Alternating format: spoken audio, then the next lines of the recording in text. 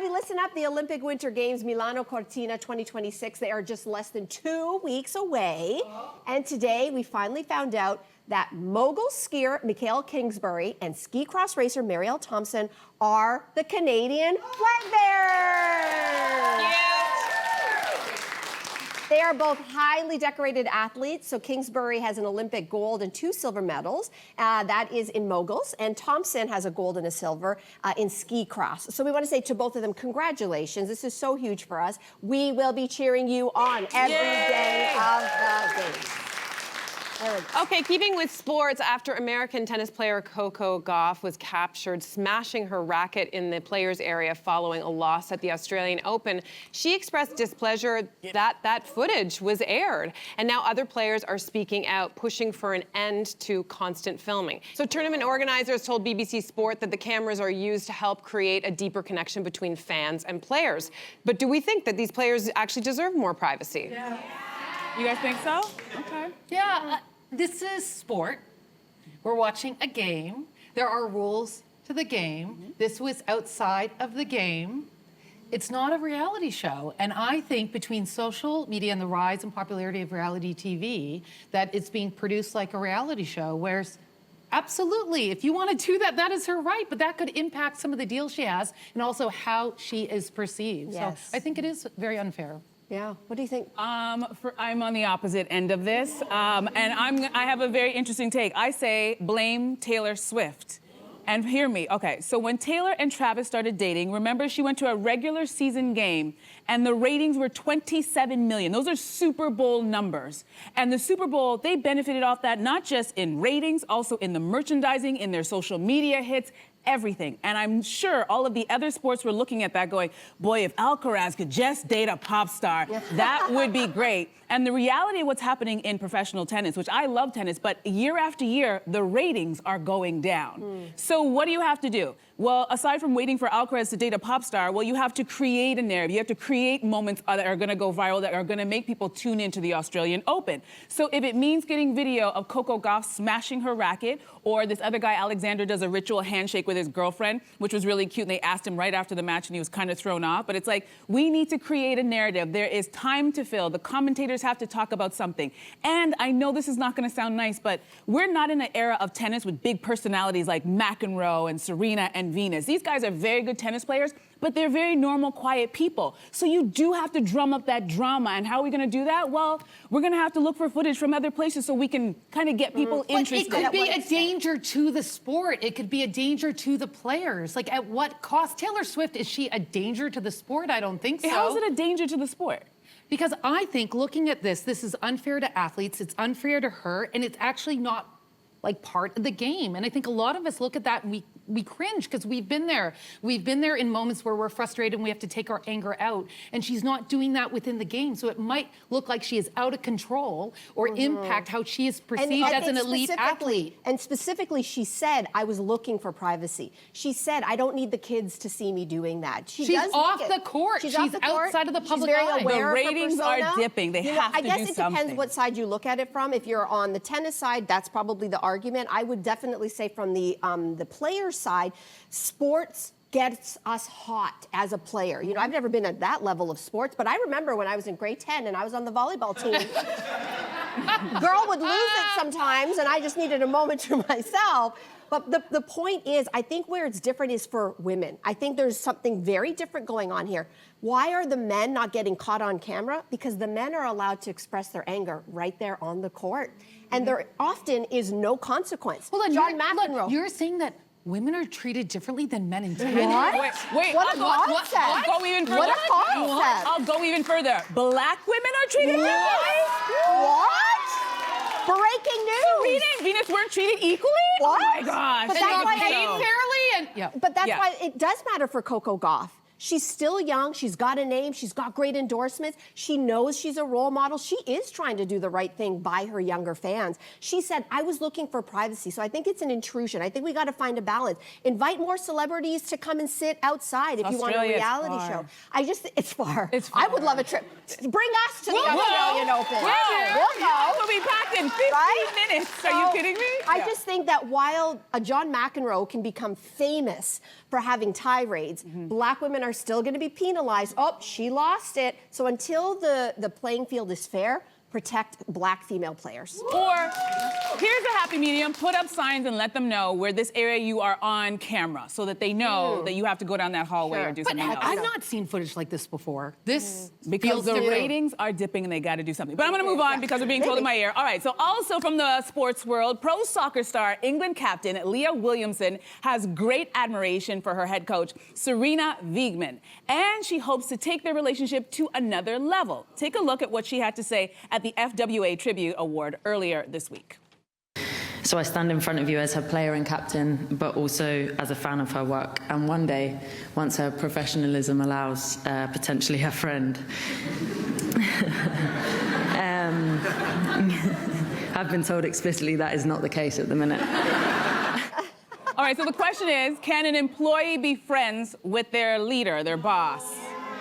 I see no's, They could be, and one maybe. They could be friendly. I'm Yes. an executive director, team of 40, and the goal is not to be everyone's friends. And if that's what you're trying to do, you've already lost. I think you can be friendly. You can share values, interests with your boss. But as a leader, whether you're a coach or an executive director or a producer, whatever your title might be, you're there to work. It is business. I think you need to be professional, fair, kind. A friendship can come after the fact, but friendly is... What if you start off, because you start off... You're like, I have a situation. Let's hear.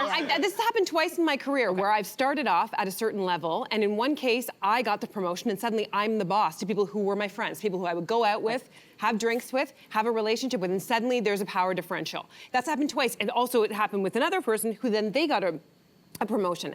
So in those situations, I think there's a way to navigate it. Like, yes, it's not How'd you ideal. do it? How'd you do it? Well, for me, it was like immediately there were things that were off limits we couldn't talk about anymore. And in the case of myself, when I was given a promotion, I didn't say that. I just did it. And the same thing with my other friend who got a promotion. It was just an unspoken thing. We're not gonna talk about work anymore in the same way. There's a million other things going on in my life that I can Here's talk the question, about. but is everybody so respectful? Is every friend of the boss going to be respectful It's a and not great cross question. the line and go, I hear there's cutbacks. Come on, bestie.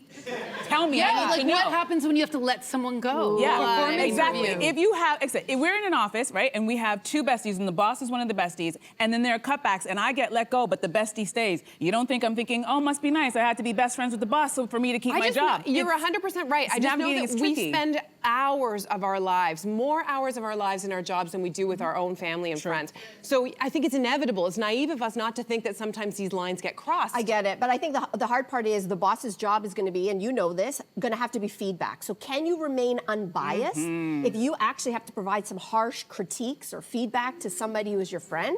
And it's a no-win situation because I don't think you can remain unbiased. And I also think that it's not great for morale for the other workers if they believe that favoritism is at play. So if there's always something, if it's a special project, if it's a whatever, even if it's not true, you believe that there is no meritocracy if there's that close of a relationship. So, and I think that really hits morale. So I think that's where it can be The a nervous no-win. laughter in that clip said it all. Yeah. Nervous laughter, Yes, right? it's She true. and those who were at the Yeah, press it's true. conference. Yeah, exactly. A mom wrote to Slate for advice saying she put herself through college working as a stripper, and she's wondering if she should tell her 12 and 14-year-old kids about it. So do we think that kids need to know? Okay. Well, I need to make a confession here on national television. No, I'm just kidding. I was like, I'm just kidding. We were all like, what? That's interesting. Oh my God. I know most parents don't even want to admit to having sex. Yes. I think it Let depends- alone this. Exactly. It depends. Listen, every kid is different. Every family is different. Your beliefs, your values, how you communicate is different. So I'm going to just talk about my house because I grew up in the house where pretty sure my parents, I mean, they just never talked about anything like that. In my house, we are the opposite. I parent by a principle that I call radical honesty. So my daughter is also very mature for her age. She's very inquisitive. She's very curious. She wants to know everything about everything. Leave no detail out, mummy, is how she She's reads it. fact-checking. Fact-checking. In our house, the reason why we parent by radical honesty is because I think that that is the best way, if your kid can handle it, to really learn. And it's also, I think, a strategy to reduce shame. If mom is saying stripping is shameful, she needs to work on that because it's all about the context. She did the best for herself at the time with the best that she had at her opportunity. She probably has the house that she has, the education, the means, because she actually did go to college. So the moral of the story is mommy went to college, not mommy was stripping to pay to college. You know, and there is no, also personally, there's no shame in that. It is work. It is sex work. It is work. Yeah. I don't see shame in that. Yeah. So, I think also something to consider with parents, I love the radical honesty, but I also think that parents don't have to jump to give the full story right away. Like, you can give, I mean, a lot of kids, maybe this is just my son, but he's not super curious. Like, he'll ask one question, and then if I start the story, it's like his eyes glaze over and he's done.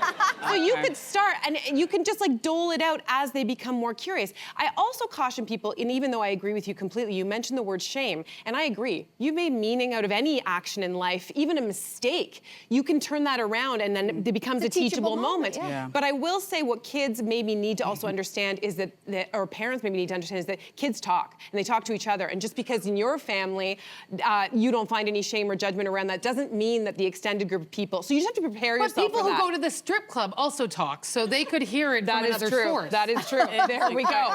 There we go. You know what, the one thing I've learned about family secrets are there are no family secrets. Everybody knows. And they may not say it to your face, but everybody knows. From a very young age, I learned early on that if I stayed in the room and kept my mouth shut and almost became invisible, I would hear all the gossip. And I heard everything from whose third child is not theirs to whose sisters are sleeping with whose husband. And I learned at an early age that I could find out all of that information, and I think parents need to give their kids more credit. The kids know more than you think, even at a very young age.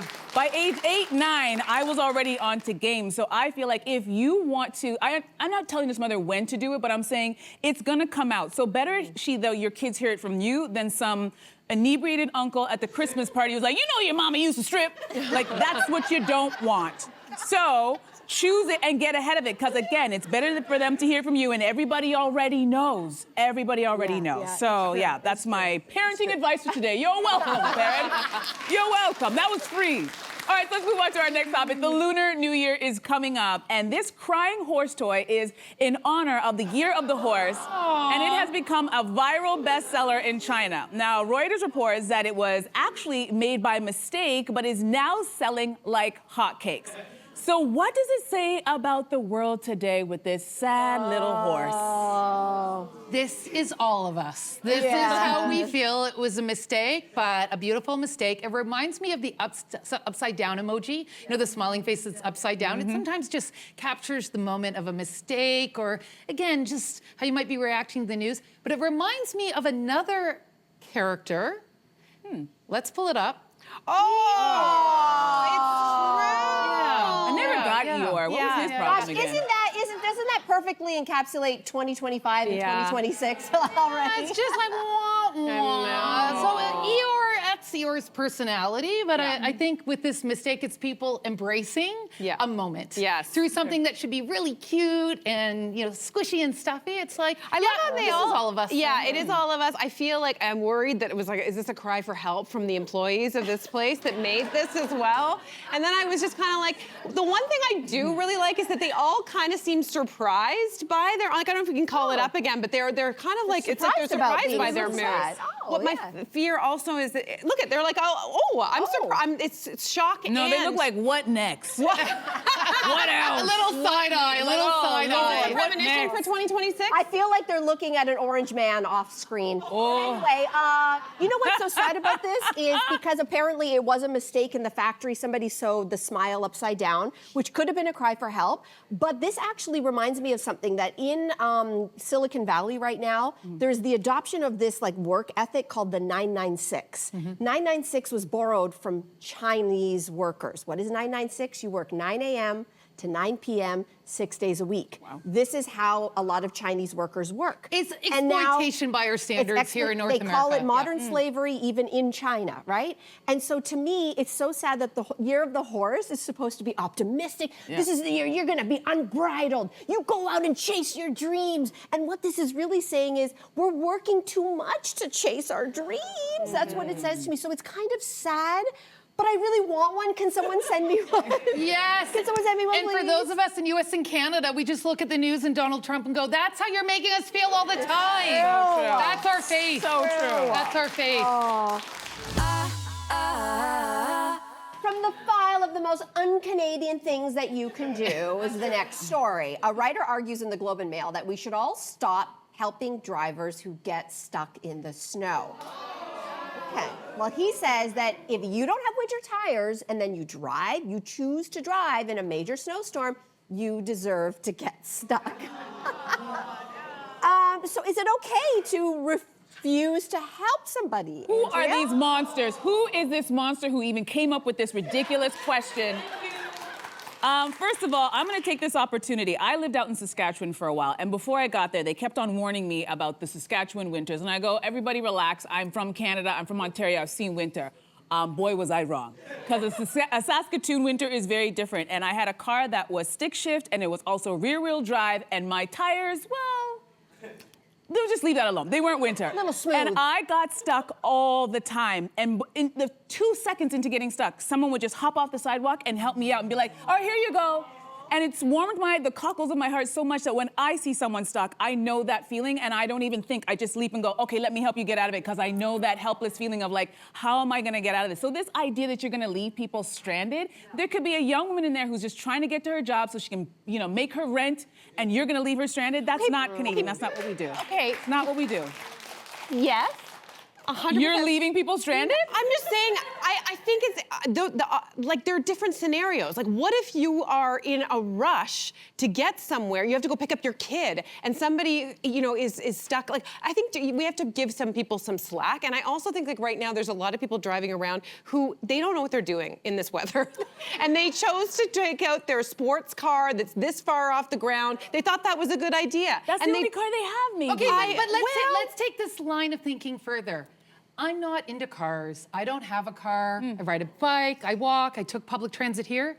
So should I not help anyone in a car because I don't think we should have so many cars on the road? Help them. Oh, like you're going meta. No, just on like this. this is just because I do think it comes back to just helping other humans. And if we start putting our scruples on to who we're going to help, not going to help you because we disagree on, like, are we going to help anyone? So that's what I understand with the line of thinking. I guess I'm just more empathetic towards. Listen, I'm going to help somebody if I have the time. If someone's out front of my house, I'll do it. If you see Cynthia and your car is stuck, be like, Cynthia, get over here, help me. That's not true. It's not true. But what I'm saying is I have a lot more empathy towards, like, right now, the state of our streets with a woman with a stroller or somebody who has a disability who's in a wheelchair. My heart wants to help that quicker than somebody who's in a car making a really bad choice, who chose not to put on winter tires. Well, let me play devil's advocate. Yeah. Okay, so there's a couple of things here. In a snowstorm that is like a once-in-a-century kind of storm. Now, I'm not saying ours this past weekend was once in a century. Actually, it was record-breaking. It was record-breaking. Where we heard on the news, do not go out. Sure, but some people have to go out. So let's just argue for a second. Someone has to go out. I will say this.